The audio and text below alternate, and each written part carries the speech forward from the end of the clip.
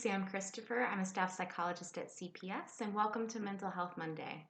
We at CPS want each of you to know that we're thinking of you, we miss you, and Athens isn't the same without you. We know these are difficult times filled with uncertainty, anxiety, and fear, and we're here to support you. Continuing with our Mental Health Monday programming, we're addressing questions that students have submitted around common mental health and wellness topics. And this week, I'll be talking about healthy ways to release emotions.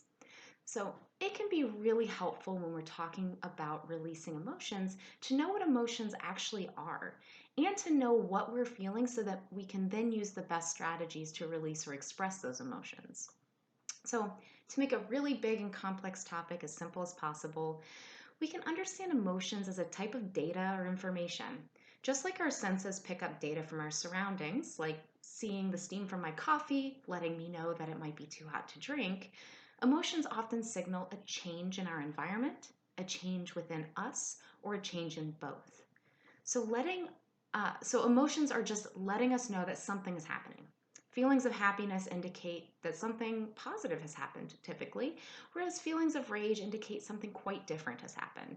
So releasing an emotion like joy or happiness is going to look really different than what we might do with emotions like grief or anger. So the first thing we need to ask ourselves is, what am I feeling? Sometimes it can be really hard to know what emotion we're feeling. Sometimes we have more than one emotion at the same time. When I work with people, I use what's called a feeling wheel. It's literally a wheel of different feelings, from the most basic emotions at the center to more specific and nuanced emotions as you go out to the outer edge. So for example, in the middle is anger. Then in the second level, we have emotions like humiliation, frustration, bitterness. And then this far ring, we have betrayal, furious, provoked, jealous, rage. So you can find your own feeling wheel by doing a quick Google search. I highly recommend having one accessible. So when you're having an emotion that you're wanting to manage, first identify what it is you're feeling. We know that just identifying a feeling can be a really helpful strategy in finding relief, especially if we're not feeling very well. Even if you can name the broad category, like I am angry, that can still be really, really helpful. Naming the emotion is the first step to knowing what to do next. Next, you want to have a toolbox of strategies to address different types of difficult emotions. So I'm assuming that the person who sent this question about how to release emotions was not talking about how to release emotions like joy or happiness. Those are pretty easy ones for most of us to know what to do with or how to manage or express. So some ideas for healthy ways to release difficult emotions include journaling or writing about what it is we're feeling and what's happening in our lives. So if you're having trouble knowing like where to start or how to start writing about your feelings, what I recommend is setting a timer for 5 minutes and doing some free writing.